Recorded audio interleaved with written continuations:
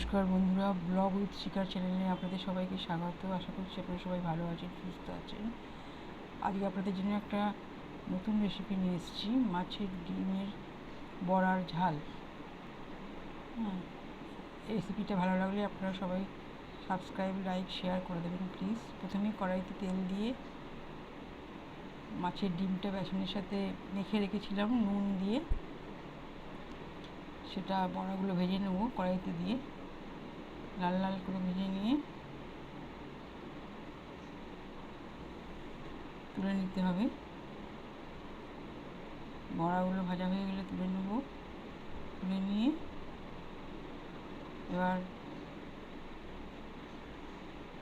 দেখুন বড়াগুলো ভাজা হয়ে এসছে প্রায়। তুলে রেখে দিয়ে কড়াইতে যে তেলটা আছে, তেলের মধ্যে 1 চামচ 5 ফোড়ন দিয়ে 3টে বড় বড় পেঁয়াজ কেটে রেখেছিলাম, সেটা দিয়ে দেবো। 5 ফোড়ন দিয়ে পেঁয়াজগুলোকে ভালো করে লাল লাল করে ভেজে নিতে হবে। তারপরে নুন, হলুদ এবং আদা, রসুন, লঙ্কার যে পেস্টটা করে রেখেছিলাম সেটা দিয়ে দিলাম। দিয়ে ভালো করে মশলাটাকে কষিয়ে নিতে হবে পেঁয়াজের সাথে। কষিয়ে নিয়ে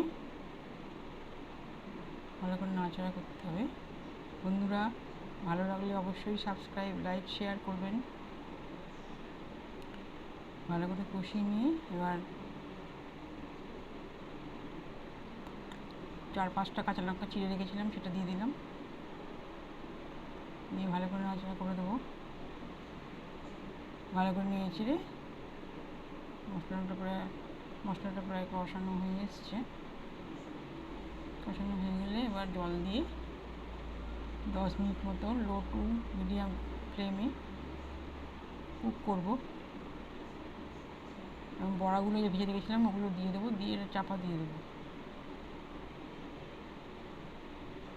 এবার বড়াগুলো দিয়ে দিলাম।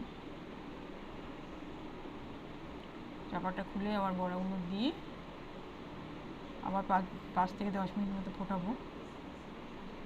বড়ার সঙ্গে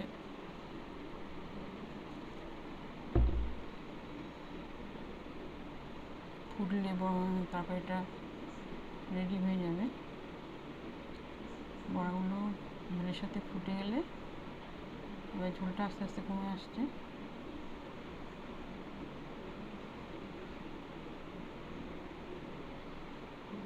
পাঁচ মিনিট চাপা দিয়ে কুক করে নিয়ে আবার ঢাকাটা খুলে একটু নেড়ে দেখে নেবো যে হয়ে এসছে নাকি। মোটামুটি ঝোলটা টেনে গেছে, রেডি, বড়ার ঝোল রেডি।